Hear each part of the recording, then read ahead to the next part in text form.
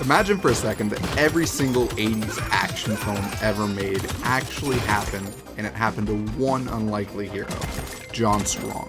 That's the world of Tango Fiesta, a top-down, action-packed, cooperative, twin-stick shooter for up to 4 players locally on Xbox One.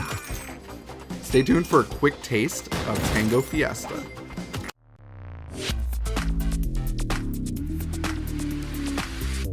Hey guys, Cain here with XBLA fans, and I'm going to be giving you a quick taste of Tango Fiesta, out now from Merge Games for $9.99. It's actually on sale currently for $8.49, and that sale is going to last about a week. Now, Tango Fiesta is a co-op focused twin-stick shooter. I have not had an opportunity to play it co-op because it is local only. However, I have played through a few levels as well as the arcade mode for a bit by myself, and it feels pretty decent. It's a twin-stick shooter. It definitely seems to be on the easier side at the moment. Definitely doesn't feel too difficult. You know, obviously there's games that look very similar to this that play much more brutally, where if you're getting hit, you're probably dead. This is not one of those, at least from my experience so far. It's a little bit more over the top. There are eventually 6 different playable characters. Right now in the story mode I've been playing through as John Strong. He's kind of like this weird mix of a few 80s characters that kind of, you know, lets him be the hero that never really was, but kind of was.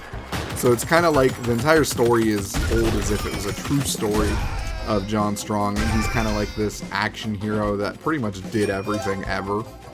And that's just kind of the way the plot unfolds.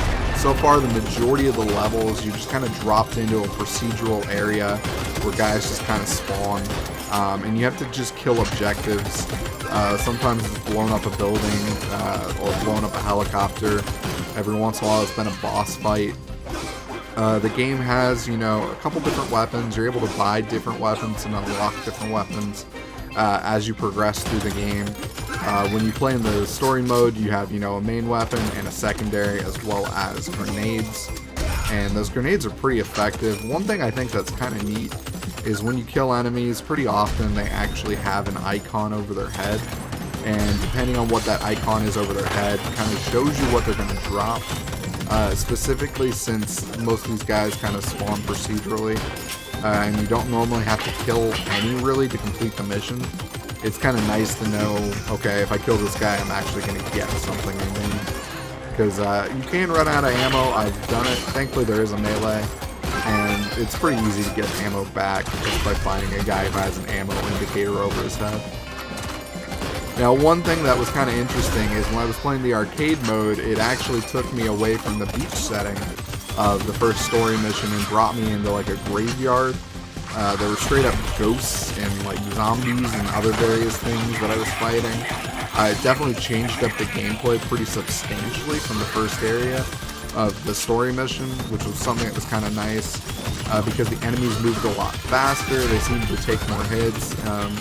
Also seem to have kind of different mechanics involved with them as well. And that's always interesting, especially because the first area felt very easy when I was playing through it.